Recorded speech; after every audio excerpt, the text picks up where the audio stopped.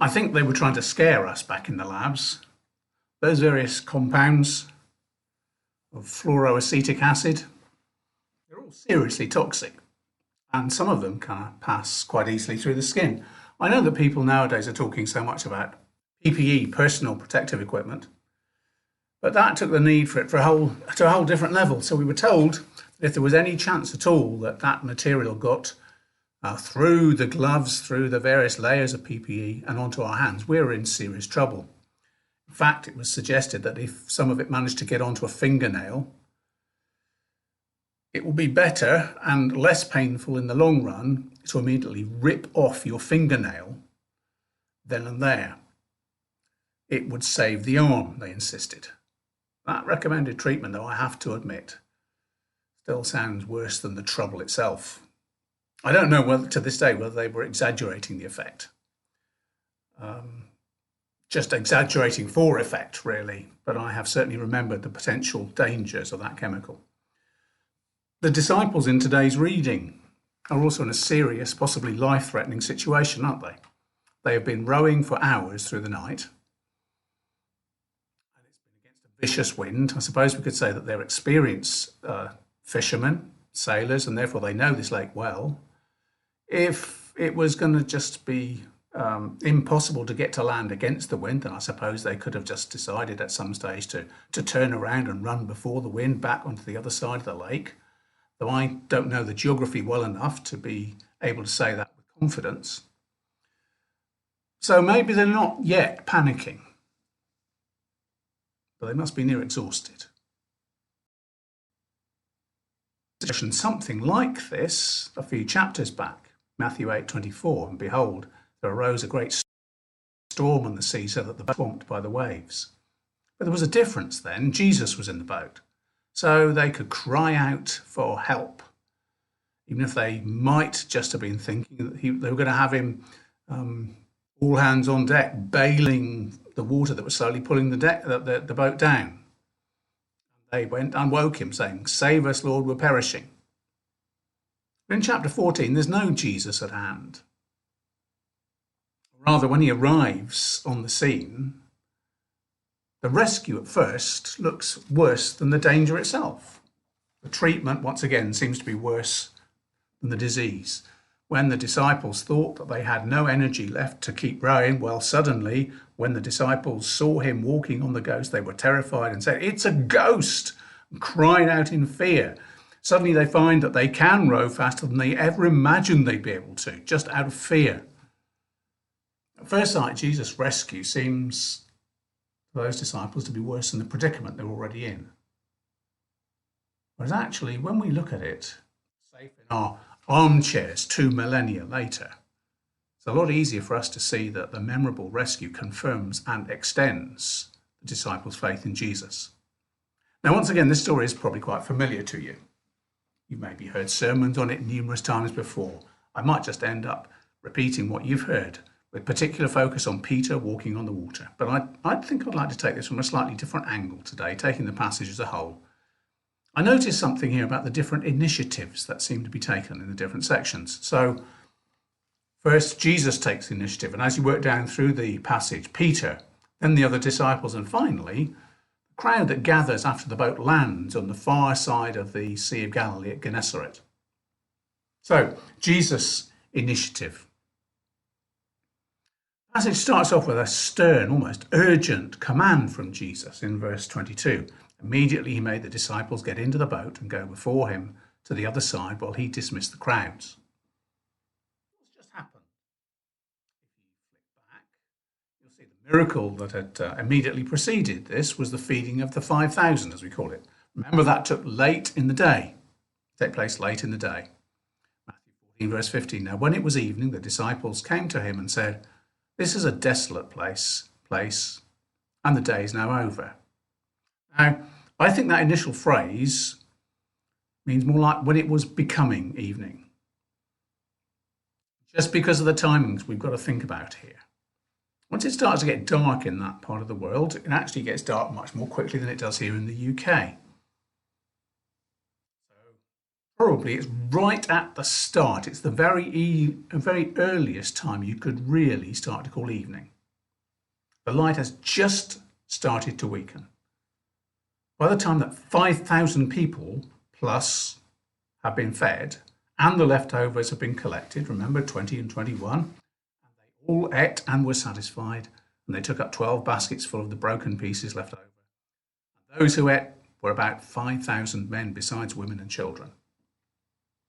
By the time all of that has happened, it's got to be very close to full dark. Perhaps there's just enough light left in the sky for those disciples. Remember, some of them are very experienced with boats. They still need to make sure that the boat is ready for a trip across the sea, because we know storms can come up in that sea very quickly. It's now with just the last few minutes of light that they can launch out, or it's going to be a launch in full dark, which I'd imagine is going to be rather more hazardous. So, no fussing, get going. Immediately he made the disciples get into the boat and go before him to the other side, while he dismissed the crowd.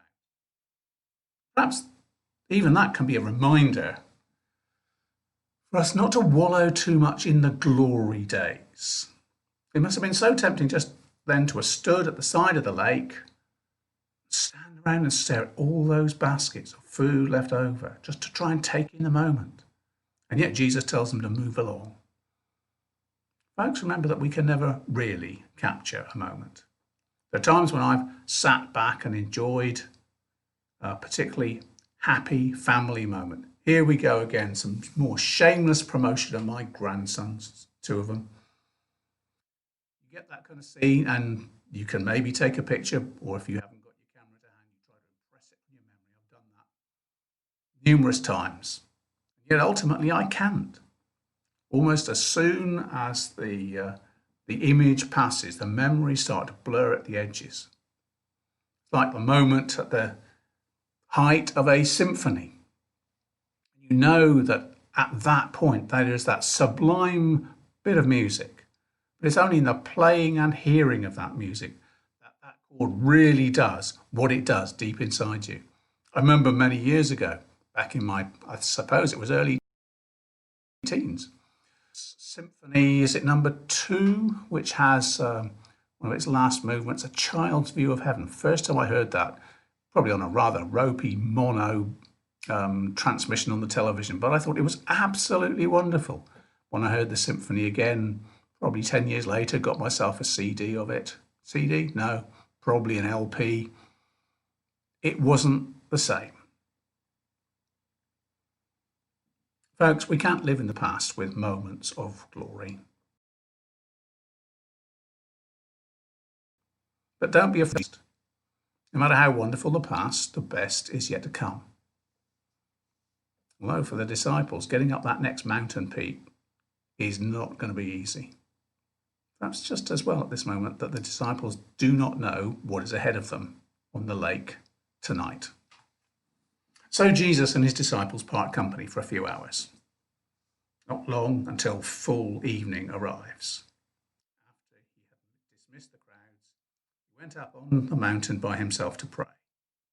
When evening came, he was there alone. I think there's what is happening here is not quite that in that relatively short time, the boat has scooted out into the literal middle of the sea. That would be really tricky if, as Matthew describes, the wind was strongly against them. But the boat by this time was a long way from the land, beaten by the waves, for the wind was against them. Actually, the more literal, authorised version here, I think, makes things a bit more clear. Here it is. But the ship was now in the midst of the sea, tossed with waves. The wind was contrary. Nice way to put it. Midst of the sea, rather than long way from the land. I don't think that's specifying so much distance as water conditions. Maybe it's about moving out from the shelter of some kind of headland or something like that, but I think it's that the ship has moved out from the relatively calm water at the edge of the sea to the much more choppy water, which might actually not be so far distant from the land.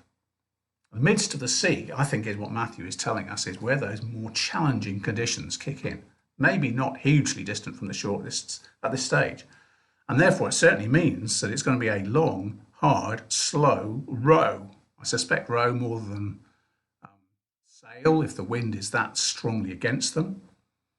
But across those few miles of sea, it's a long job ahead of them. So it's toward morning. Fourth watch that is mentioned here is 3 a.m. to 6 a.m. They're still labouring out there, Matthew 14:25, and in the fourth watch of the night. What's happening here? What do I mean by Jesus' initiative? Can I just drop in one word from Mark's account, which Matthew hasn't mentioned here? Mark 6:47 and 48. And when evening came, the boat was out on the sea, and he was alone on the land, and he saw that they were making headway painfully, for the wind was against them. That is a miracle in itself, isn't it? Jesus is up on a hill, yes. It might even have been a cloudless, starlit night, though I'm not so sure about that. With the wind as it is here, I don't know if that's very likely that it was clear, but I guess it could happen. But if the sea is as choppy as it says here, one boat several miles out on a violently disturbed lake at night, no one's going to be able to see what is happening. And yet the Bible insists that Jesus saw. And you just stop and think about that. It means that no matter what you're doing, no matter how it would seem impossible for God to know your dire circumstances, or else he would have done something by now, wouldn't he? No matter how it seems to the disciples on the lake, Jesus saw. In fact, although he's up there to pray, it shows that he hasn't got his eyes shut the whole time. He sees what is happening on the lake. In fact, do you think it's too far a stretch to think that maybe what he sees then starts to be incorporated into his prayer? It's a picture we have in the scriptures of Jesus Christ, risen and ascended into heaven, Hebrews 7:25. Consequently, he's able to save to the uttermost those who draw near to God through him, since he always lives to make intercession for them. Now, you and I might think, and the disciples probably did, look, we're here on our own. If Jesus was going to do anything, why is he waiting so long to do it? But remember that Jesus, even if unbeknownst to the disciples and to us, is taking the initiative. He sees, he prays, and at the moment he chooses, he moves into action. And in the fourth watch of the night, he came to them walking on the sea. Don't be distracted by those 20th century nonsense notions that try to take miracles out of the Bible. Foolish wisdom declared that Jesus didn't walk on the water literally. No, he just happened to walk on a sandbank, which those experienced fishermen who'd spent their lives going back and forth across this sea didn't happen to realise was there. Isn't it actually more difficult to believe that than to believe what Matthew and the other disciple writers have written? Remember the conditions on that lake. Dark, choppy, dog-tired disciples. No wonder they don't see clearly what's happening, is it? When the disciples saw him walking on the sea, they were terrified and said, "It's a ghost!" They cried out in fear. Interesting, isn't it, how quickly we slip back into superstition. We saw it at the start of the chapter as well, with Herod thinking that Jesus was John. I guess we don't so much for superstition with our modern Western materialistic background, or at least not so overtly. When the chips are down, when we're caught by surprise, do our reactions show that underneath it all, deep down, we still have some pretty pagan notions about how this world might be influenced by all kinds of spooky powers, or even just fate? I remember hearing someone in my family a long time back about an auntie of mine who died really quite young from cancer, saying, "It's the beautiful who die young." What did that imply about their view of reality, hidden powers at work? In other cultures, ghosts and spirits and even just forces, all that might come to the fore in people's minds, much more readily again. You know, I think us in our 21st century churchiness, our superstitions tend to be more religious. God will be good to us if we go to church, if we say our prayers. We use special holy sounding words when we pray. He will be specially present at our meetings in a way that truly spiritual people will recognize and somehow sense if we have a good long time of worship, or if we insist on using only the grand old hymns. But then, perhaps like these disciples, we simply fail to recognize Jesus when he does enter the stage. Well, we talk about the good news of Jesus being the Saviour. Isn't it to start with challengingly, shockingly offensive? How we hear it first of all, the good news includes startling, shocking stuff like this in Romans chapter 1. Paul's description of the gospel and how it works. For the wrath of God is revealed from heaven against all ungodliness and unrighteousness of men who by their unrighteousness suppress the truth. We have to hear the frightening half of Romans 6:23. The wages of sin is death, before we come to the gloriously gracious second half. The free gift of God is eternal life in Christ Jesus our Lord. Isn't it possible that sometimes we reject the good news of the gospel because it's not what we want to hear, or it's not phrased in the way we would like it expressed? Just as Jesus comes to save his disciples, but they first of all perceive him as a more dire threat than the waves that are threatening to drown them. But look, here's Jesus taking the initiative again.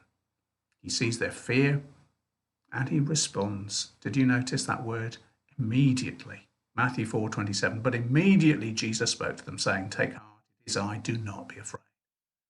Same word just a few verses later on. Peter starting to sink into the sea. Verse 31, Jesus immediately reached out his hand and took hold. Folks, will you trust that Jesus will be there when you need him? At that moment of your need, he will be there immediately. You can always rely upon him to take whatever initiative is needed, whenever it is needed, because he is the good shepherd caring for your souls. The good shepherd caring for his sheep. Not necessarily at the time that is most comfortable for you or most convenient for you, but what is most good for you. Even if all you can see right now is that he has sent you off on a little boat on a huge stormy sea, and it still is a long row, will you trust him to take the initiative at that right moment? Peter's initiative. Here's what we probably remember most about this incident. Not even Jesus walking on the water, but Peter's. One side of this coin will challenge us. The other will hopefully encourage us. There's his faith and there's his focus. You probably think of Peter as just being impetuous. There are certainly times when he opens his mouth and puts his foot in it.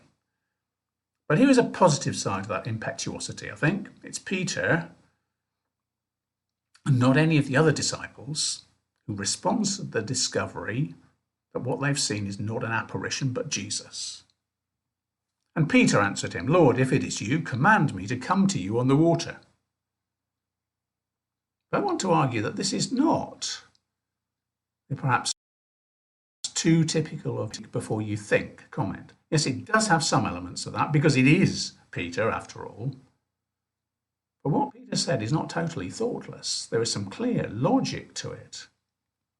Now, if it is you, could well have been translated since it is you. It is that meaning of the word if. It is the logical if. Since one thing is the case, therefore something else follows from that. This isn't testing Jesus. Well, if it's you, prove it to me by making me able to walk on the water as well. No, this is because it is Jesus. It's faith. What kind of faith do you have in Jesus? What do you do or think differently on account of, since this is Jesus saying this? It is undoubtedly true. Because it is Jesus saying this, I'm duty bound to obey. Or more comfortingly, since it is Jesus, he will deliver on that promise. So, for example, the words he would speak to a new crowd on that following morning, all that the Father gives me will come to me. Whoever comes to me, I will never cast out. If it is Jesus saying this, since it is Jesus saying this, that promise is absolutely dependable. If you have come to him by faith, he will never cast you out. He will never even desire to cast you out. Fine, bold logic here. That's Peter's faith. But glorious though that was, Peter's faith also wobbled. But when he saw the wind, he was afraid, and beginning to sink, he cried out, Lord, save me. I'm sure you've heard people talk about when Peter took his eyes off the Lord. And, well, yes and no, perhaps.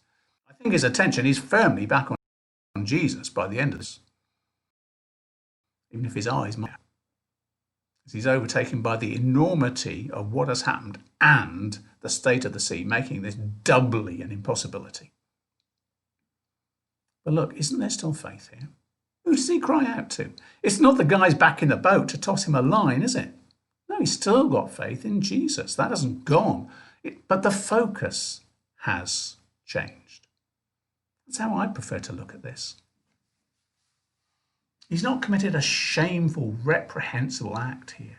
He's just been human. Perhaps at times we can so seriously beat ourselves up, can't we?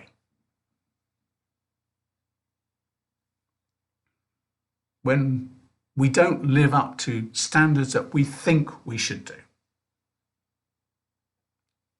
But we are beating ourselves up about wobbles. Yes, perhaps we need to beat ourselves up more about sins, but not so much about wobbles. But wobbling is how we are as human beings. That's how I'd prefer to look at this. He's not committed a terrible sin here. He has just been human.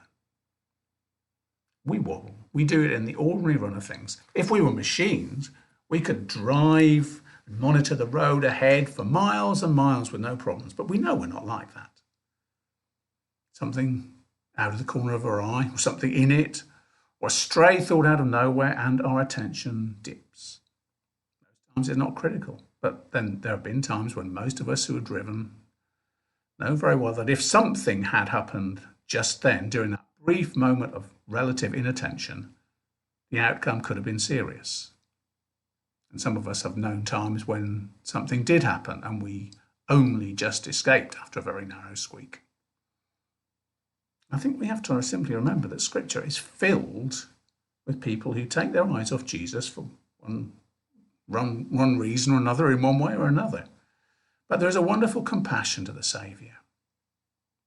Remember that psalm, and rejoice in that 4 shows how this compassion manifests itself. Psalm 103, verse 13. As a father shows compassion to his children, so the Lord shows compassion to those who fear him. For he knows our frame. He remembers that we are dust. Remember that Jesus was not God in the abstract, God visiting earth in a hermetically sealed, contamination-proof bubble. God in a fully human body. Hebrews 4. We do not have a high priest who is unable to sympathize with our weaknesses, but one who in every respect has been tempted as we are, yet without sin. Where does that lead to? A holy boldness, the writer says, or perhaps today I'd say an initiative. Because Jesus is like this, since it is Jesus, let us then, with confidence, draw near to the throne of grace, that we may receive mercy and find grace to help in time of need. The throne of grace is not where we come simply to become Christians. The throne of grace is where we return every day. Every time we are in need, we come to that throne of grace to find mercy and help. That was Peter's initiative. I want to move to the end of the passage with the crowd's initiative quickly. The crowd on the shore pick up on just a glimmer of this, I think. Look, it's Jesus. When he arrives, when they crossed over, they came to the land of Gennesaret. When the men of that place recognized him, well, and since it's Jesus, they sent around to all that region and brought to him all who were sick and implored him that they might only touch the fringe of his garment, and as many as touched it were made well. Since it is Jesus, let's get all the sick out here. Since it is Jesus, just to touch the edge of his garment, that'll do. That's pretty impressive reasoning, actually, isn't it? Look, they were right. All who touched it, as many as touched it, were made well. But come back a couple of verses before we finish this morning to the disciples' initiative.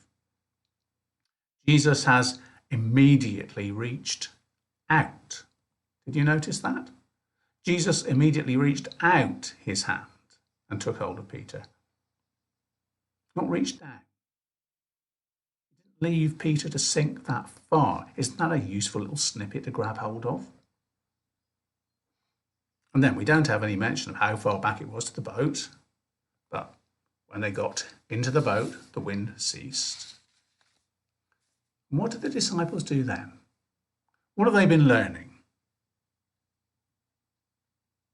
Those in the boat worshipped him, saying, "Truly, you are the Son of God."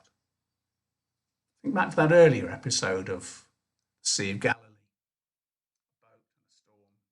And Jesus awakens and calms the sea with a word. Calls the storm to heel, boy. And the men marveled, saying, "What sort of man is this that even winds and sea obey him?" A stupefied question. Totally understandable. I don't hold it against them. Actually, I think we are meant to ask the same question at that point. But now, 6 chapters later, Matthew's been laying out more and more by way of evidence and answers about precisely what sort of man this is. See how these disciples have come along in their understanding of Jesus now and their response to him. Those in the boat worshipped him, saying, "Truly, you are the Son of God." See the difference? It looks as if a suspicion has been growing. What sort of man? It's not a wrong question. Not then, but since then. Maybe not a sort of man at all. Perhaps, do you think, something more than a man? Could that be? And now they have this further piece of evidence. The penny is starting to fall, even if it hasn't properly dropped yet. Could that possibly be? And in the sudden, surprising calm of the boat, these men drop to their knees. These men who have walked with Jesus for several years now drop to their knees. This time it's the boat wobbling, not the disciples. Truly, you are the Son of God.